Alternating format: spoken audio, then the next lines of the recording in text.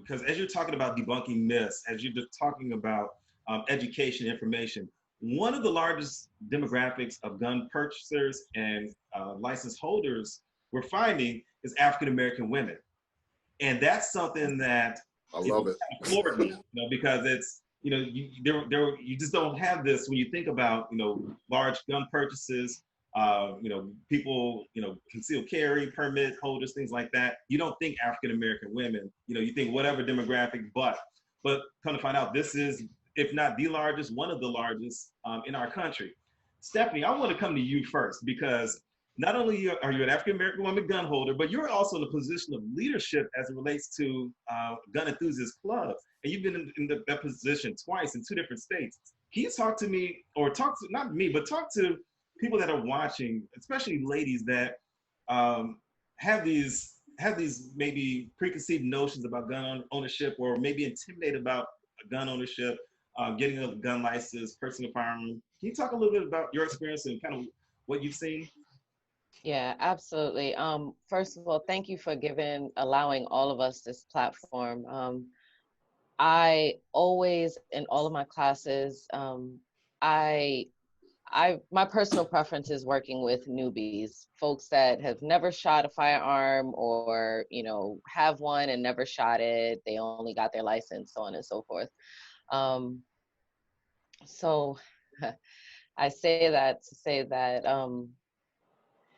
I always start by telling them it's a tool, and we've all been mentioning it, but I want to really reiterate and bring it to the forefront. It is a tool, just like a car. We use a car, we drive a car, we use an oven to bake and a stove to bake. Only our will and force can be enacted on it.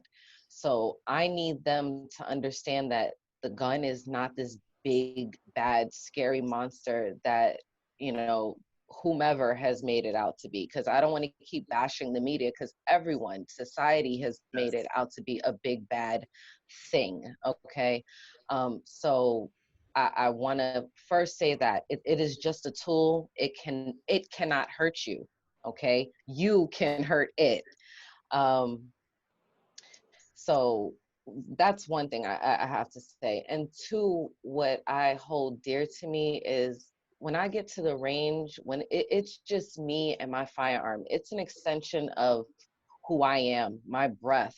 If I'm having a bad day, I let it out on the range. It's therapeutic. And I hate to say that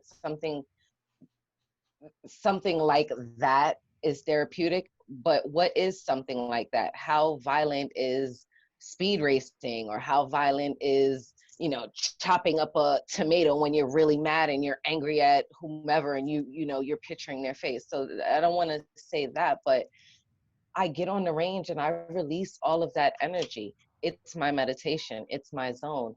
So with all of that, and the fact that it is such a powerful tool that I can also use it to protect my home, like, there is no doubt in my mind that it is something that I want to throw in my bag, throw into my belt, and, into my skill of repertoire. And I just really, really plead with those women, seriously consider the day and age that we're in, that we've been in, because none of this is new. We all have cell phones now, so we can instantly see it, we can instantly record it, we have access to it and share it over the web. So all of this has really been going on, but take what's going on and be proactive. Don't be reactive. That's setting yourself up for failure, and we need to start setting ourselves and our future generations up for success. So, get armed, get trained, get to the range, get linked up with, other like-minded people, and don't have a fear. Like, just release it. It's therapeutic. So let me ask you this as a follow-up to that, because I've Yeah. gone to the range, with like for example, my oldest daughter. We've gone to the range. I've taken her. She's 20. All right, do that math again. 28. But you see ladies at the range, and once they've gotten over the intimidation of going to the range or purchasing a firearm, they start to look at, and I think it's great marketing, so to speak, because you see firearms that, for lack of a better term, are geared toward women with colors and accessories, styles, things like that. What would you say to a lady, or what is the proper way for an individual, male or female, to decide on the right firearm for them? Because I know that there's a I lot. always say, No, go ahead, Stephanie. I was just gonna say, because no, seeing go pink and ahead. purple and diamond studded and things like that, and say, oh, I want that one because it's cute. And it's like, okay, is that the right fire? How do you determine what firearm is correct for you? Yeah, absolutely. So you put a lot in there, and I want to address a comment that you did make. But to answer your question, I always say you need to try before you buy. Even if you can't necessarily get on the range and shoot it, I need you to rack your slide, lock your slide to the rear, drop the magazine, put that magazine in that magazine well. I need you to hold that grip, get a stance, get your sight picture. I need you to feel comfortable. Put it, you may not have a holster on you, but mock simulate you have a holster and put it on you and see how it feels with you reaching for it. So try before you buy. Now, if you can get to the range, if you can get to shameless promotion, if you could get to a NAGA meeting, I'm sure there's plenty of members that have multiple firearms. Just bring your own ammo. Yep. But I gotta throw that in there. But you just get out there, try them, shoot them, and then make that decision, what's right for you. Now, to circle it back around to that comment that you made about pink and bling, listen, I am blinged out fanatic. I'm actually about to go get a few of my firearms Cerakoted coated. If I can find someone to bling out my grip, I completely would. But that's my SIG, that's my Smith and Wesson. I'm not a Glock fan, so wouldn't be a Glock. I'm not a fan either. I'm not a fan either. But I say that to say that it's not a sky. It's not a, and I hate to put them on blast, but that's what I'm noticing. I'm noticing that there's particular less than desirable brands that feel like they can target unknowledgeable or uneducated and that is the market. That is the market. I hate to say it. The people that I'm seeing carrying these firearms are people that don't know what to look for, have no education, just literally think, oh, it's cute.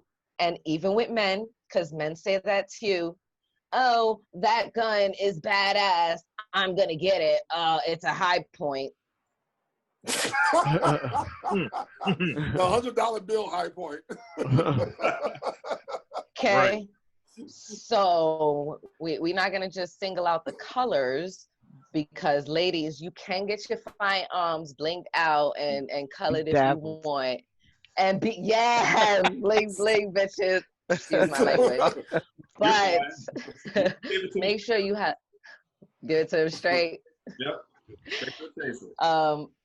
Just make sure you try before you buy, and it's a reputable brand. Do your due diligence. Get recommendations, and get educated. And I'm glad that you touched on that, because I've gone with people and they've said, I've gone with my girl and she's like, oh, but I really like that one. That's got a nice color. It's like, nope. How does the grip feel? Like you said, can you rack the slide? How many rounds? Those are the types of things that you should be. And then afterwards, you can it's like you get a car. You can customize, you get the right car for you, and then you customize it afterwards, to your liking. So, great point, Stephanie. I'm gonna go Colin, Q, and then Chad. Any other thoughts on that? And then I have one last question to take us home. Stephanie hit on it. This is a tool that you're going to you're going to bet your life on, and the life of your family on. So reliability is key.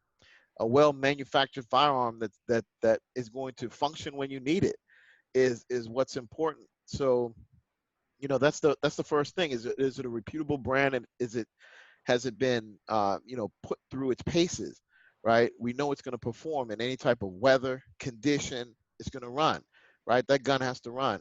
And then we can start to outfit it and do the other things that we need to do with it. The other thing is really, you know, accessibility of ammunition, right? The cost of ammunition, the cost of training and practicing. You know, the 45 might be cool, but you know what? When I shoot a 45, it hurts my hand. You know, me personally. You know, so I don't even. I'm like, it's uncomfortable for me. So if it's uncomfortable, I'm not going to train with it, right? So I need something that's a manageable recoil, you know, and you know the ammo is accessible for the most part, and it's reliable. You know, so it's more of a, you know, it's just like buying a car, right? It's just like buying a car, right? You want it to last if you're going to be paying for it, and you want to make sure that it runs when you when you need it to run. Yep. Great point. Q and then Chad, and then I have one question to take us out.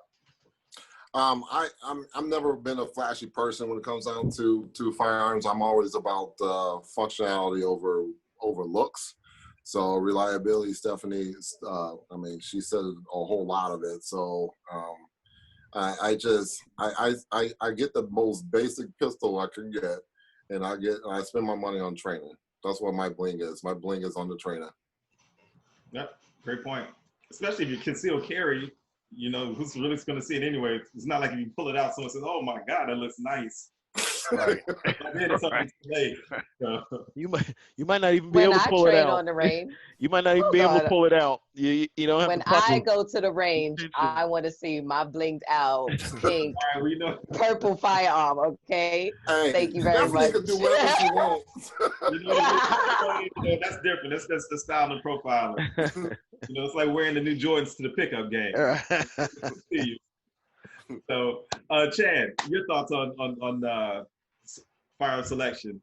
I think obviously try before you buy for sure. Get something that, you know, after you try it, that's feel good in your hand, ergonomics feel good to you. Consider cost that is going to the recurring cost of owning that firearm in terms of ammunition and training. I'll just say it bluntly: don't get a Sky. Right. Just keeping it a buck. I mean, because I mean, I teach classes, and people want to have this particular type of a gun because it's this color, that color, and it's usually a Sky, and they shoot it and they can't shoot it. I said, hold on, let's put this aside. Take my 43X, see how you perform with this one, or take the Shield and see how you perform with this one, and they perform significantly better. I said, all right, That's if the sky shoots. yeah. Oh, all right. Okay, say it. No Say doubt. it. That's real talk, though. That's Yeah. real talk. All right.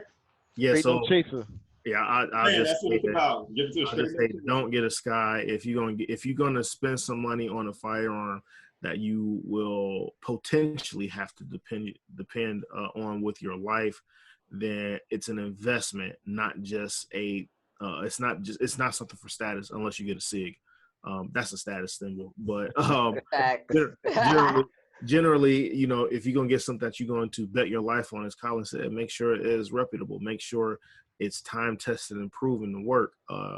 And even now, they have firearms that are low cost that perform well above their price point, like Canics. Those are fantastic handguns that you I can want get one. at that Yes, price me point. too. At that price point, without having to get a damn Sky, because again, all you gonna hit is the damn Sky when you pull the trigger on that gun. So, That part. you know, but beyond all the jokes, though, I do think it's important that you obviously try before you buy. Make sure you go with something reputable and proven.